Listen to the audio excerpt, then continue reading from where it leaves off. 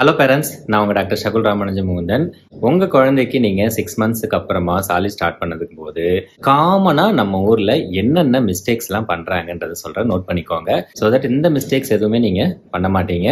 ஏன்னா இதெல்லாம் குழந்தைங்களோட ஹெல்த்தை அஃபெக்ட் பண்ணும், அவங்களோட ஈட்டிங் பிஹேவியரையும் சேஞ்ச் பண்ணும். வாங்க வீடியோக்குள்ளே போகலாம்.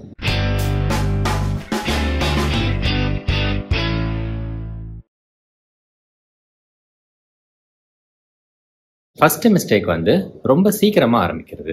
நிறைய வீட்டில் பார்த்தீங்கன்னா ஒரு 4 மந்த் ஆகும்போதே வீட்டில் இருக்கிறவங்களாம் சொல்லுவாங்க, 4 மாதம் ஆயிடுச்சுமா, நீ ஸ்டார்ட் பண்ண, கஞ்சி கொடு, இல்லைனா பிஸ்கட்டு கொடு, நீ சாப்பாடு கூட அப்புறம் கொடுத்துக்கோ, பிஸ்கட்டு கொடு. இது மாதிரி அந்த மாதிரி பண்ணக்கூடாது.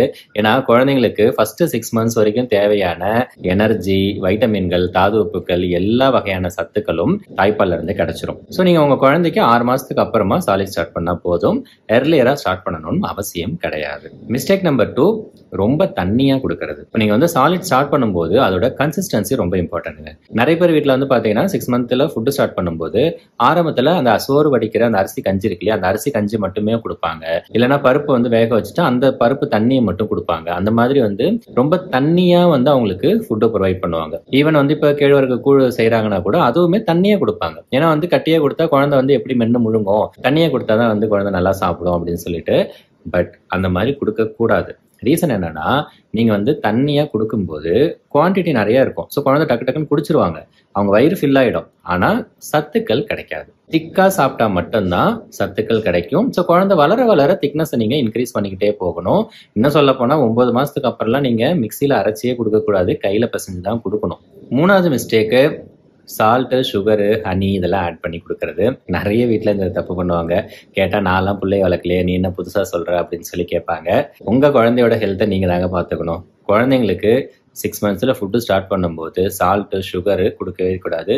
தேன்லாம் 1 வயசு வரைக்கும் சுத்தமாக கொடுக்கக்கூடாது. என்னன்னா, நீங்கள் சால்ட்டு, சுகர்லாம் ஸ்டார்டிங்லேருந்து கொடுத்தீங்கன்னா குழந்தைங்க சால்ட்டி ஃபுட்டை ரொம்ப விரும்புவாங்க, ஸ்நாக்ஸ் அதிகமாக சாப்பிடுவாங்க, அவங்களுக்கு ஹெல்த்தியான ஃபுட்டு சாப்பிட மாட்டாங்க, பிக்கி ஈட்டராக மாறிடுவாங்க.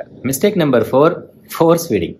இதுவும் நிறைய வீட்டில் நடக்கும். அதாவது ஒரு கப்பு ஃபுல்லாக ப்ரிப்பேர் பண்ணிட்டு அதை ஃபுல்லாகவே கொடுத்து திணிப்பாங்க. குழந்தை துப்புனா கூட காலில் குழந்தைய படுக்க வச்சு அப்படியே ஊற்றி விடுவாங்க. கேட்டால் இவ்வளோ சாப்பிடணும், என்ன நீ கொடுக்குற, அரை இட்லி கூட கொடுக்க மாட்டேங்கிற, 1/4 இட்லி கூட கொடுக்க மாட்டேங்கிற, உனக்கு பிள்ளையே வளர்க்க தெரியல அப்படின்னு சொல்லி அவங்க மடியில் போட்டுட்டு அந்த ஒரு இட்லி ஃபுல்லாக கரைச்சி அப்படியே ஊற்றி விடுவாங்க.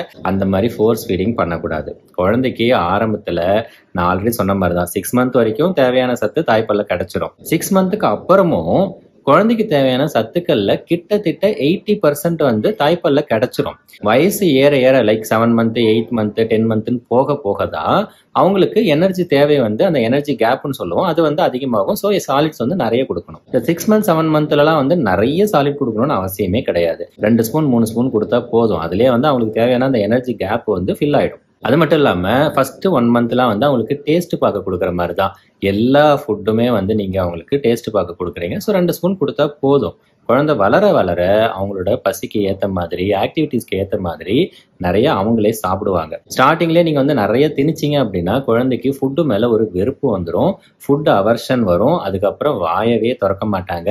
அப்புறம் 8-9 மாசத்துல ஏன் என் குழந்தை சாப்பிட மாட்டேங்கிறாங்க, பசிக்கு ஒரு மருந்து கொடு, செரிக்கிறதுக்கு இன்னொரு மருந்து கொடுன்னு சொல்லி 1008 மருந்து தான் உங்க குழந்தைக்கு கொடுக்குற மாதிரி வரும். சாப்பாடு எதுவுமே சாப்பிட மாட்டாங்க.